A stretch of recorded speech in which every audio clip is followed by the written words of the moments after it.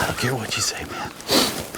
Every time you gotta watch him walk that far, I just come apart. Like I can feel it all in my hands and my arms. Inside each of us burns a constant fire. Sometimes it's quiet, but it's always there. It's fed by the anticipation of spring mornings and the distant ring of a longbeard's gobble. All year, we wait. We wait for the spring and for that first gobble. That time is here. It's time to let it burn. Welcome to the fire.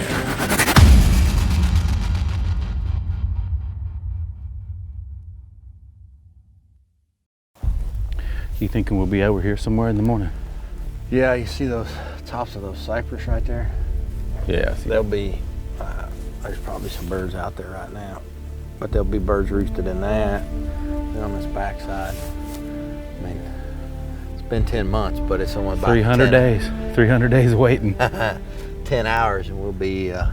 Be sitting over there. Mm-hmm. Those fans out there? Yeah, they're gonna roost right there in the cypress. There's 3 or 4 of them. It's always nice the night before to see birds right where you planted to go, even though you know they're there. Seeing them there, now I'm not gonna sleep for sure.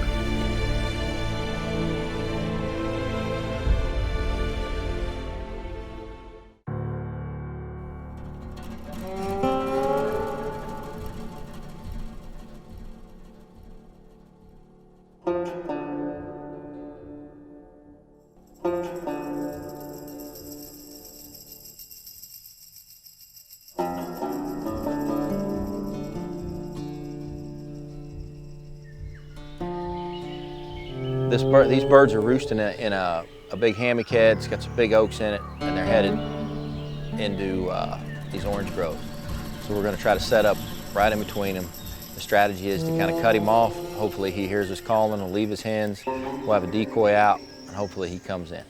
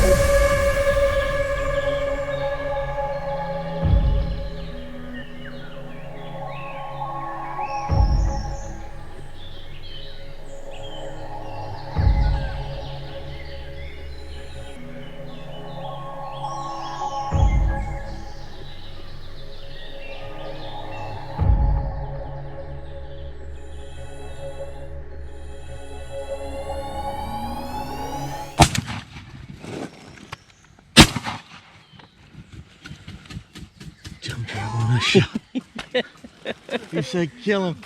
He jumped right when I shot to flog the bird. Kill. It's first weekend in March, opening weekend in Florida, and we've been sitting around the office for almost 2 months, not been able to hunt much, so it kind of gives you that kind of burning fire, that desire to get out and chase something.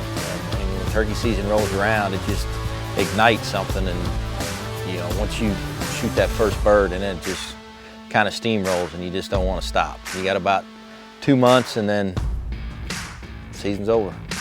You got to wait another 10 months.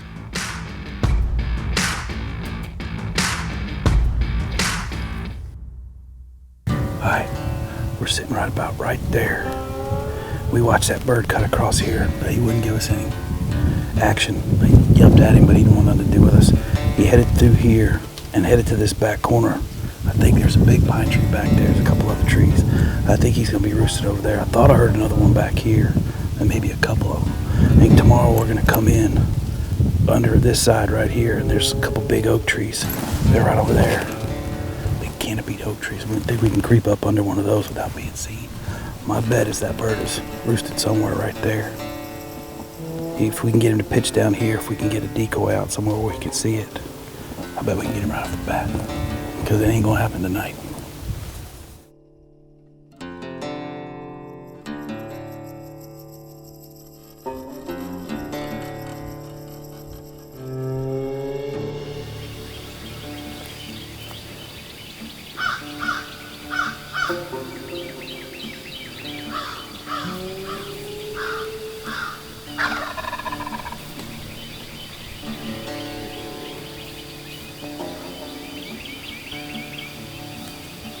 He's thinking about it. Here it comes.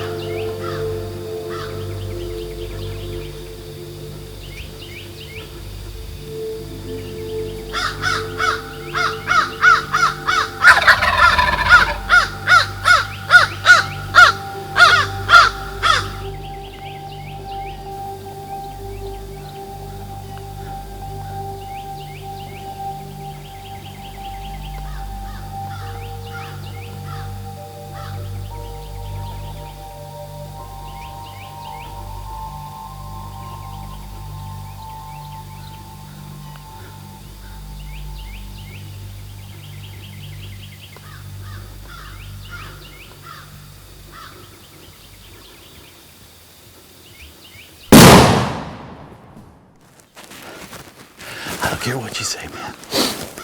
Every time you gotta watch him walk that far, I just come apart. Like I can feel it all in my hands and my arms.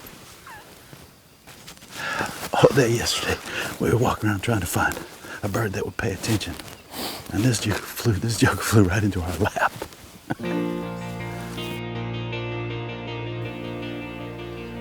There is something really different about turkeys and about the group of people that are so obsessed with turkey hunting. They're different. And those of us that share that same fire, you can see it in somebody else. You can tell that they're just as tuned up as you are about waiting on the season and getting their gear ready and getting, you know, plans for places they're gonna go. There's just a different group of people that this is really how they define themselves. And you know, you're sitting there all year long just kind of smoldering, waiting and that, you know, you're going to hear gobbles, you know you're going to have good hunts and bad hunts, but you're always waiting for that first one. You're just kind of sitting on go, and then that first gobble's like a spark, and then the next two and a half months you're burning.